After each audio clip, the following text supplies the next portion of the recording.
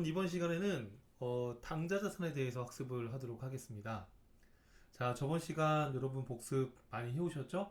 예, 여러분 항상 수업만 들으시면 안 되고요. 꼭 복습해 주셔야 됩니다.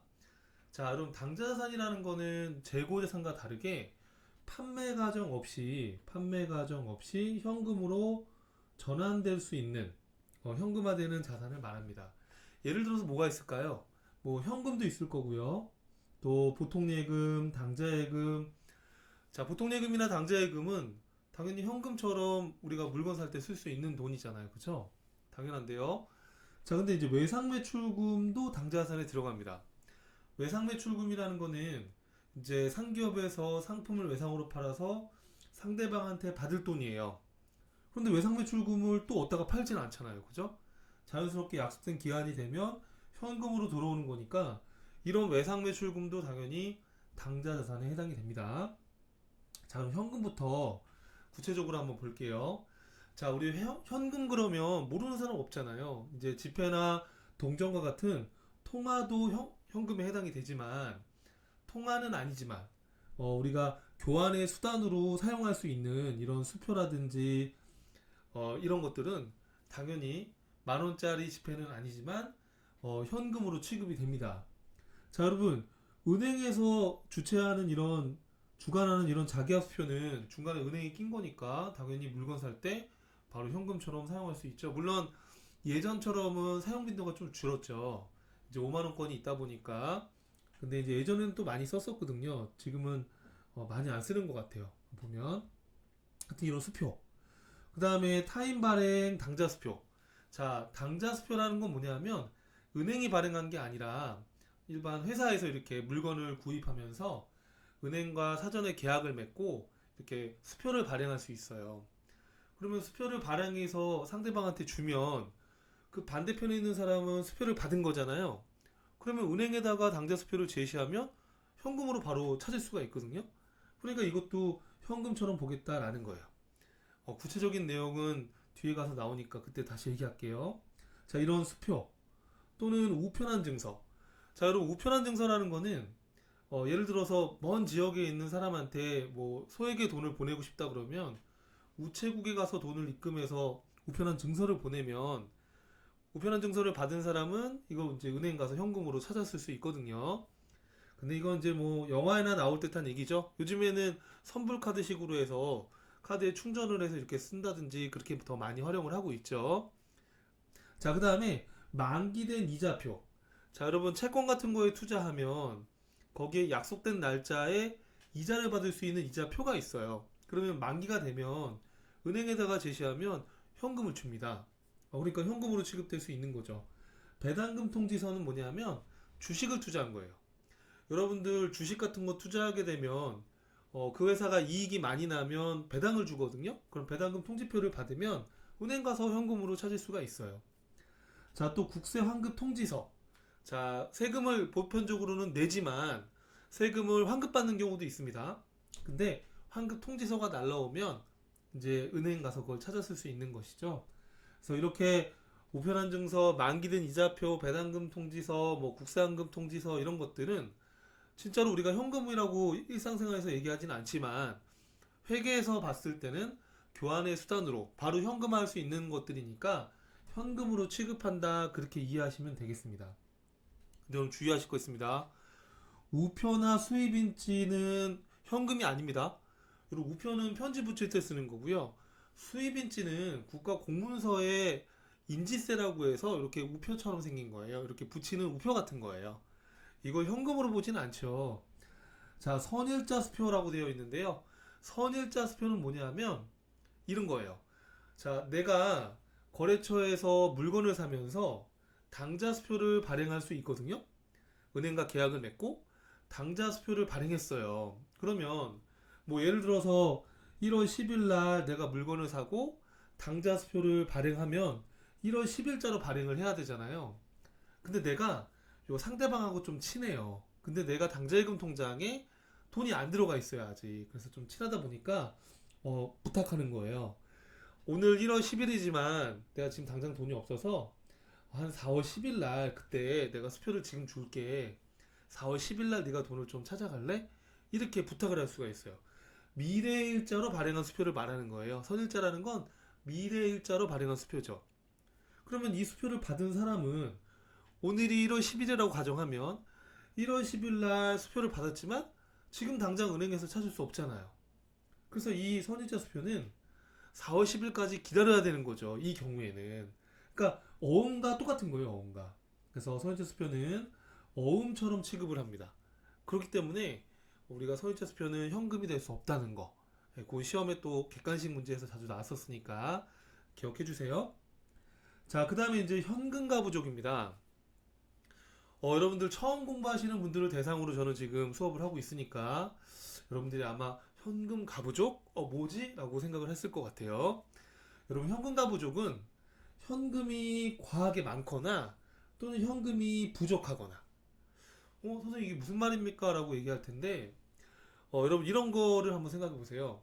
자, 이제 내가 회계팀에 입사해서 회계 업무를 보다 보면 장부상의 현금하고요 실제 금고에 들어가 있는 현금이 같지 않을 때가 있어요. 자, 우리가 회사에서 장부를 기록하게 되면 현금이 들어오고 나가고 이걸 기록하잖아, 매일매일. 그러면 현금 출납부에 있는 현금의 잔액과 지금 금고에 있는 현금의 잔액이 같아야 되는 것인데 이게 같지 않은 경우들이 간혹 있을 수 있어요. 왜냐하면 장부 기록은 어찌됐든 사람이 하는 거니까 틀릴 수 있잖아요. 자, 그래서 만약에 어떤 실수를 했던 기록이 누락이 됐던 실제 현금과 장부상의 현금이 같지 않을 때 그때 사용하는 계정이 현금가 부족이에요. 자, 여러분 사례를 통해서 한번 같이 생각을 해보시죠. 자, 실제 현금이 더 적은 경우를 한번 예를 들어 보겠습니다. 자, 12월 3일 날 장부상 현금 잔액은 10만 원인데 실제 현금 잔액이 7만 원이래요. 그러면 실제 3만 원이 부족하죠. 그럼 어떻게 해야 될까? 내가 이 현금을 가져간 건 아니잖아요. 이제 장부를 기록하다 보니까 이런 일이 생긴 것이죠. 그러면은 우선은 현금 3만 원 부족한 것만큼 현금이 없어졌으니까 바로 손실 비용으로 처리해야지 그러면 안 되고 이 차이가 나는 원인을 밝혀내기 전까지 현금가 부족이라고 기록을 해놓는 거예요. 바로 차변의 비용으로 인식하는 게 아니라 그래서 현금이 3만 원 없어진 것만큼 아직 모르겠어 라는 거예요. 현금가 부족이라는 거는. 그럼 어떻게 해야 되겠어요? 이 3만 원이 차이가 나는 거를 찾아봐야 되겠죠. 찾아봤더니 2만 원은 출장비로 밝혀졌대요. 자, 그러면 12월 5일 날 차변에 우리 출장 비용을 뭐라고 하냐면 여비교통비라고 합니다. 그래서 여비교통비라는 비용이 발생했고, 자, 그러면 현금이 또 나간 겁니까? 아니죠. 그렇죠. 차변에 있던 현금가 부족을 대변으로 상계시켜 주는 겁니다. 자, 그럼 여러분 다 끝난 건가요? 아니죠. 만 원만큼의 현금이 더 차이가 나죠. 자, 기말 시점 12월 30일의 시점에 이 부족한 만 원에 대해서 도저히 원인을 모르겠대요. 어떻게 된 건지 모르겠다는 거죠. 자, 금액도 얼마 안 되고 그렇죠. 그러다 보니까 금액이 크면 어떻게든 찾아놔야 되겠지만 뭐 몇천 원, 뭐 몇백 원, 뭐 그렇게 차이가 나는 것들이니까요. 대부분. 그러면 요 현금가 부족은 임시적인 거니까 대변에 현금가 부족 남아있는 거를 대변에 없애주고요. 이걸 손실 처리해 주는데 이때는 잡손실 이렇게 처리해 주는 거예요. 이해하시겠죠, 여러분? 자, 그럼 반대의 경우를 한번 살펴볼게요. 자, 여기 보시면은 현금이 더 많은 경우 똑같아요, 개념은. 같이 한번 생각해 보면 장부상 현금 잔액은 12만 원인데 실제 현금이 17만 원이었다라는 거죠.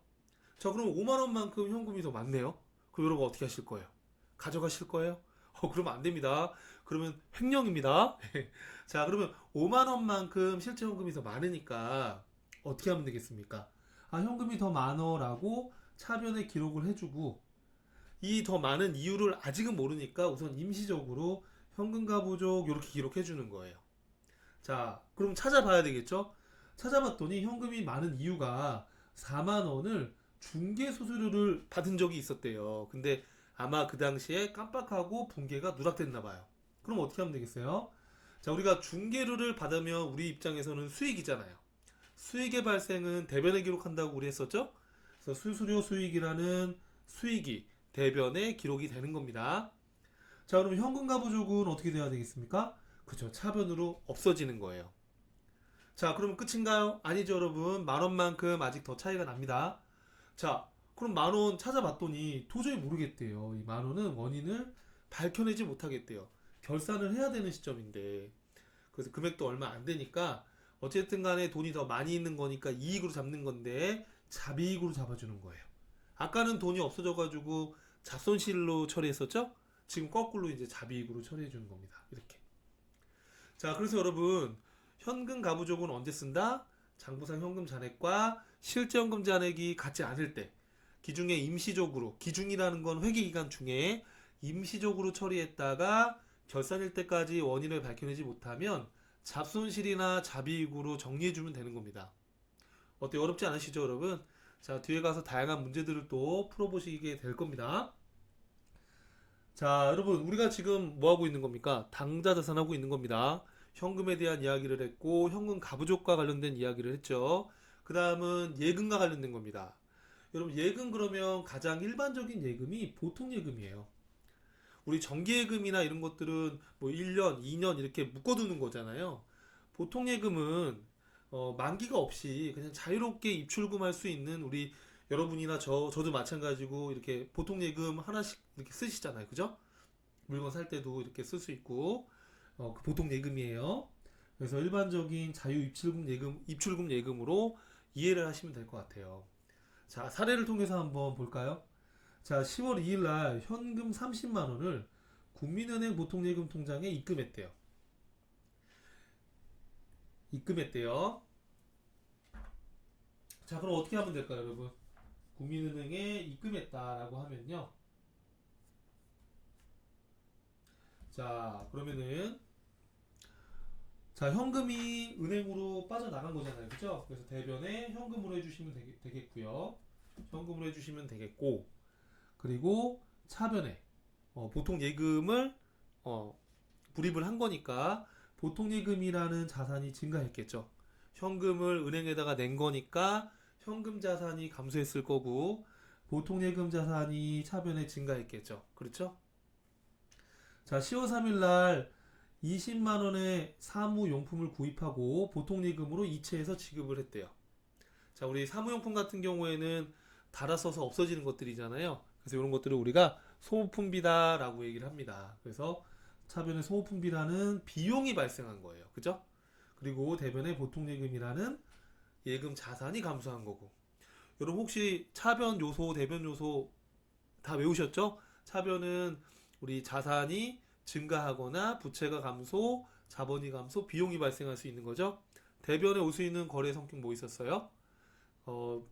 자산이 감소하거나 부채가 증가하거나 자본이 증가하거나 수익이 발생할 수 있는 거죠. 그래서 이렇게 소모품비는 비용의 발생이다라고 이해하시면 되는 거예요. 자, 여러분 보통 예금 일반적인 붕괴할 수 있겠죠, 그죠? 자, 그 다음 거 보겠습니다. 자, 당좌 예금이에요.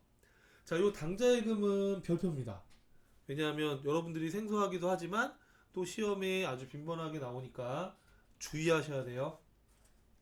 자, 당좌 예금은 일반 보통 예금과 달라요. 여러분이 뭐 개인들이 주로 쓰기보다는 주로 이제 법인들이 이제 사용하는 건데, 자, 예를 들어서 자, 법인 기업인데 상품을 10억 원어치 구입을 하는데 이거를 현금 들고 가서 돈을 줄 수는 없잖아요. 그쵸? 그래서 어떻게 하냐면 사전에 은행하고 당좌 계약을 체결하고 물건을 사면서 수표 한 장짜리로 해서 10억이라고 해서 도장 찍어서 수표를 발행해서 주는 거예요. 그럼 수표를 받은 상대방은 그걸 은행에 가서 제시하고 현금으로 찾아가면 되는 거죠. 그럼 이렇게 하면 좋은 점이 뭐겠어요? 자, 현금을 들고 다닐 필요가 없고, 그죠? 간편하게 수표 한 장으로 대금을 지급할 수가 있는 것이죠. 요럴 때 쓰는 게 바로 당좌예금이에요. 자, 근데 이제 불편한 게 있을 수 있어요. 뭐냐면, 내가 은행에다가 10억을 넣어놨는데, 요번에 내가 물건을 12억 원어치 구입을 해야 돼요. 그러면 은행에 10억밖에 없으니까 12억의 당좌 수표를 발행할 수 없잖아요. 그쵸? 그래서 이렇게 수표를 발행할 때마다 잔액이 조금 부족해서 발행할 수 없으면 좀 불편하니까 당좌 차월이라는 기능을 또 갖고 있어요. 당좌 차월이라는 건 뭐냐면 마이너스 통장 생각하시면 돼요, 여러분. 우리 마이너스 통장 들어보셨죠? 어떤 거예요? 은행에 잔고가 없어도 신용등을 담보로 해서 마이너스로 돈을 은행에서 빌려 쓰는 거죠. 쉽게 말하면 이 당좌예금에도 이런 마이너스 통장처럼 당좌 차월 기능이 있다는 거 한번 말씀드린 겁니다. 자, 그럼 당좌 차월된 거, 마이너스 된 거는 뭘로 처리하면 될까요? 단기 차입금으로 처리하시면 되는 거죠. 그러니까 차입금으로 하시면 되는 거죠. 왜냐면 내가 돈을 꾼 거니까. 그렇죠? 자, 그럼 여러분 어떤 식으로 기록을 하는지 한번 여기 사례를 통해서 보이실까요? 자, 11월 5일 날 현금 70만 원을 우리은행 당좌예금 통장에 입금했다. 자, 그럼 어떻게 기록을 하면 되겠어요, 여러분? 자, 차변에 현금, 대변에 현금 자산이 감소했겠죠? 그리고 당좌예금이라는 자산이 증가하게 돼요. 자, 11월 7일 날 상품을 구입하고 당사, 우리 회사의 당좌 수표를 발행해서 지급을 했대요. 자, 그러면 상품을 산 거니까 우리 회사 입장에서는 상품이라는 자산이 증가됐겠죠. 그렇죠? 자, 당좌 수표를 줬어요, 상대방한테. 그러면 당좌 수표를 주는 순간 통장에 있는 돈은 상대방한테 넘어간 겁니다. 그렇잖아요, 여러분. 그 당좌예금 통장에 들어가 있는 돈의 권리는 그 수표 안에 있는 건데 그 수표를 줘버렸잖아요, 우리가. 그쵸? 그렇기 때문에 꼭 기억하셔야 될 거는 회사가 당좌 수표를 발행하게 되면 당좌예금 자산이 감소하게 되는 거예요. 쉽게 말해서 이렇게 생각하시면 돼요. 아까 방금 얘기한 것처럼 자, 돈은 지금 당좌예금 통장에 들어가 있지만 수표를 발행해서 줬기 때문에 그 예금은 상대방한테 넘어갔어 라고 생각하시면 되는 거예요. 이해하시겠죠? 자, 또 비품을 구입하고 또 당좌 수표를 또 발행했대요. 자, 여러분 70만 원의 당좌예금을 이렇게 넣어놨는데 30만 원을 50만 원의 상품 대금을 썼고요. 그럼 지금 통장의 잔액이 20만 원밖에 안 남았죠. 그런데 30만 원짜리 수표를 발행할 수 있을까요? 원래는 못해요.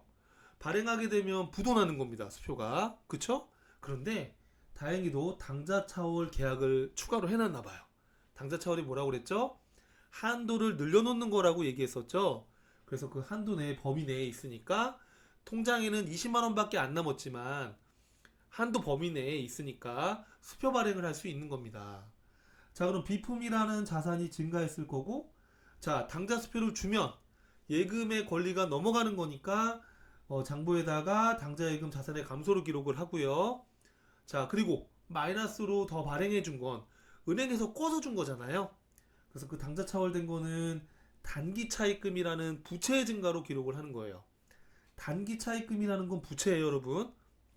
아직 배우지 않아서 그렇지 어렵게 생각하지 마시고 단기 차입금, 이거 은행에 갚아야 될 부채인데 단기라는 건 1년 이내에 갚아야 될 부채입니다. 요 당좌 차월된 거는 돈 들어오게 되면 또 메꿔지는 거니까 이건 바로바로 갚아지게 되는 거죠. 그래서 당좌 차월 금액은 단기 차입금 부채로 기록을 한다. 그렇게 기억을 해주시면 되겠습니다. 근데 여러분 참고로 실무에서는 이렇게 처리하기도 해요. 요 12월 9일 날 있잖아요. 30만 원이 빠져나갔을 때 30만 원을 당좌예금으로 다 기록을 해놓는 거예요. 그리고 나서 12월 31일 날 요 당좌예금 10만 원 마이너스 된 것만큼 결국에 갚아야 될 빚만 남은 거니까 단기 차입금으로 대체해 주는 거죠. 자, 요 참고로 기록해 놓은 거랑 요 위에 공개한 거랑 실질적인 차이는 없는 거예요. 그래서 실무에서는 귀찮으니까 그냥 연도 중에는 당좌예금으로 이렇게 했다가 연말에 요 마이너스 난 것만큼을 부채로 대체시켜 주는 겁니다. 요렇게 할 수도 있으니까 한번 생각해 보세요. 자, 그 다음에 사례 두 번째 건데, 요 사례는 특히 처음 공부하시는 분들은 상당히 좀 어렵게 느끼실 수가 있을 것 같아요. 천천히 보실까요? 자, 12월 1일 현금 80만 원을 우리은행 당좌예금 통장에 입금했다. 그러면 당연히 당좌예금 자산이 80만 원 증가했겠죠? 현금이 나갔을 거고요. 자, 상품 30만 원을 구입하고 당사라는 건 우리 회사예요. 우리 회사가 당좌 수표를 발행했대요. 이런 걸 뭐라고 하냐면 당전 발행 당좌 수표라고 합니다. 자, 그럼 여러분 당연히 상품이라는 자산이 증가하고 당좌예금이라는 자산이 감소했겠죠. 그렇죠?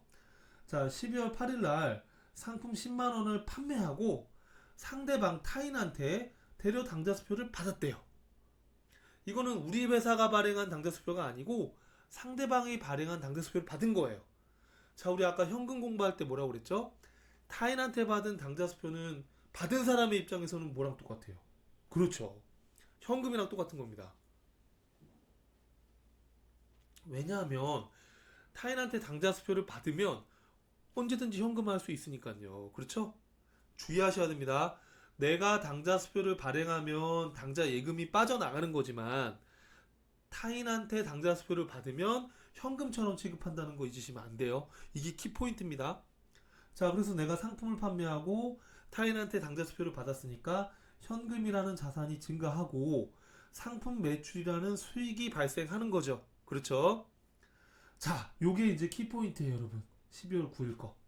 이거 보여주고 싶어서 한 건데, 자, 12월 9일 날 상품 30만 원을 판매하고, 자, 당점 발행 당좌수표로 받았답니다.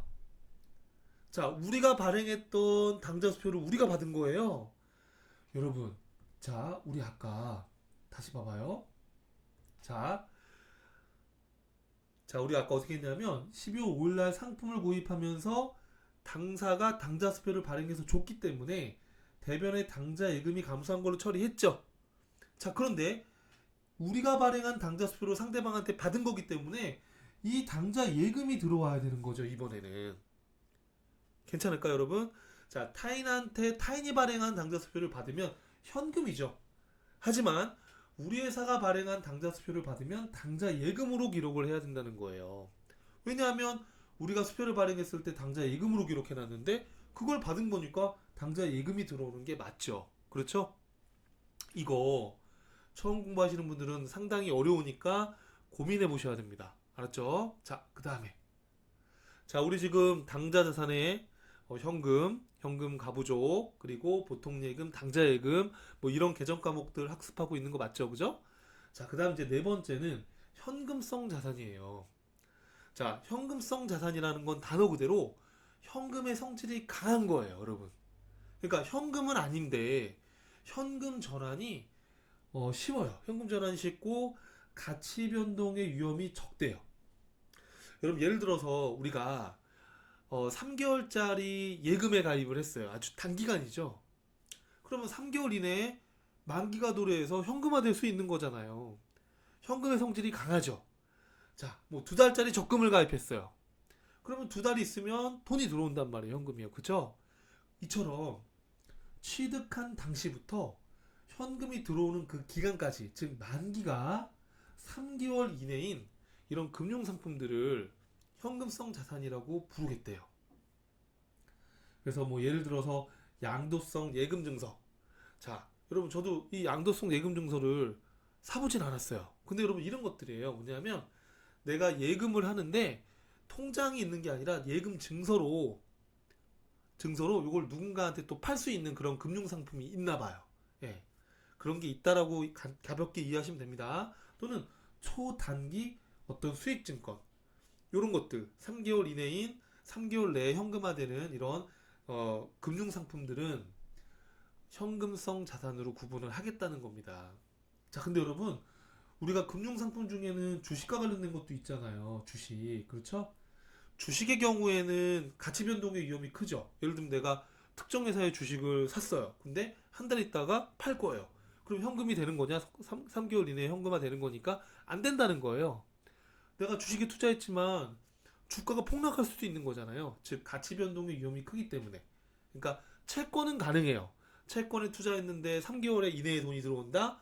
그러면 현금성 자산으로 구분될 수 있지만 주식은 가치가 폭락할 수도 있는 거기 때문에 가치 변동의 위험이 크기 때문에 주식과 같은 금융상품은 현금성 자산이 될 수 없습니다. 일반적으로. 자, 그래서 여러분들 우리가 이제 현금이나 예금이나 이런 현금성 자산은 현금처럼 쓸 수 있는 자산이잖아요. 쉽게 말해서. 그래서 재무상태표에 보고할 때는 통합해서 보고해요. 예를 들어서 12월 31일 시점에 현금이 100원이고 보통예금이 200원이고 당좌예금이 300원 있고 이런 현금성 자산이 400원이 있다 그러면 이걸 각각 보고하는 게 아니라 그냥 통합해서 재무상태표에 표시할 때는 통합해서 현금이 현금성 자산 1,000원 이렇게 해서 보고를 하는 거예요. 이런 걸 여러분 뭐라고 하냐면 통합계정이라고 그래요. 그러니까 실제로 분기할 때는 현금은 현금, 보통예금은 보통예금 이렇게 세부 계정을 쓰지만 외부에 보고할 때는 이렇게 통합계정으로 보고한다는 거 요것도 한번 짚어두시면 좋을 것 같아요. 자, 여러분 어때요? 처음 공부하시는 분들은 굉장히 좀 생소한 것들이 많죠? 계속 반복될 거니까 할 수 있습니다. 포기하지 마시고 그럼 다음 강의에서 뵙겠습니다. 감사합니다.